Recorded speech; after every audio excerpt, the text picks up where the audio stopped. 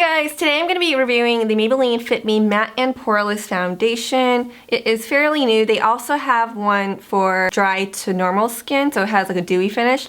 But this one is for normal to oily skin, which I have. I have oily combination skin in the winter, so I'm very oily in the T-zone right here, like on my cheeks, and then pretty much only this area right here is what doesn't really get too oily. I have been wearing this for like a good week every day. I've been really enjoying it, shockingly, because I am very particular about foundations. It kind of reminds me a little bit of the NARS Sheer Matte Foundation. It doesn't look cakey. Even as I layer it on, it doesn't look heavy. The NARS Sheer Matte, I ended up returning that a long time ago when I tried it because I felt like my face got greasy within like 1 hour after applying it. I couldn't justify the price of it at that time. But this is about $5 to $8. It varies depending on where you buy it. 1 fluid ounce. It doesn't have a pump, unfortunately, but it's okay because I like it enough to look past that. I got it in the shade Warm Nude. It matches me really well. It's almost insane. I would say this is more like a medium coverage. You could really layer it up so that it's like a heavier coverage, but even when you layer it up, it doesn't look heavy on the skin, and it doesn't feel heavy either, so I love that. Let's go ahead and get into the demonstration. So I actually prepped my face first with some SPF because there is no SPF in this, not from what I see anyways. I actually like to apply with a damp beauty blender. I think it just gives a really nice flawless finish, and if you use a brush, I would go with something flat. I have used it with a flat brush too, and I just stippled it on. That actually gives a little bit heavier coverage if that's what you would want. What I just wouldn't do is I wouldn't like blend it like this, because I feel like if you do that, then it's more likely to cling onto any dry patches. It is important to make sure that you do like exfoliate your skin and moisturize your face well before you wear this foundation. I'll just start by applying it to half of my face first, just so you can see how it looks side by side with the bare skin, and see how it covers a bit of the redness on that side of my face too.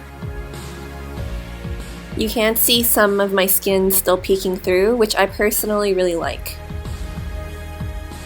Let's go ahead and finish the rest of the face. I just thought you might want to see the routine. And then I'm going to use a brightening concealer underneath my eyes. Everything I'm using I will list down below.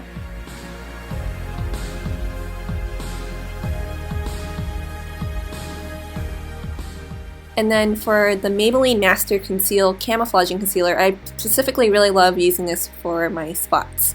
So any hyperpigmentation, redness, bumps.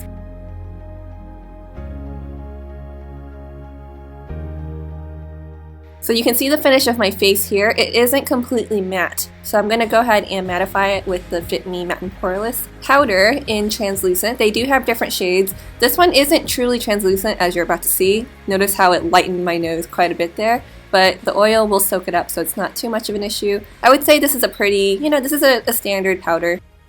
Overall, I really love the finish of this. It just looks smooth and it looks thin. I will have to say that my face does get shiny in about 2 to 3 hours of wear, so it does require maintenance. You do need to blot and you do need to repowder. Because it's not such like a thick foundation, I'm really happy with the way it wears. Like when I do blot, I feel like my skin, it still looks good. It doesn't look overly patchy or anything like that. It is going up pretty high up there on like my list of foundations because I'm really impressed. I think that about covers it. If you have any questions or have any thoughts about this foundation, please leave them down below. I'd really love to hear your thoughts. And definitely do check out my previous 2 videos if you missed them. I'll have all of that linked down below as well. So thank you guys so much for watching. Don't forget to thumbs up the video, subscribe if you haven't, and I'll see you all next time. Bye!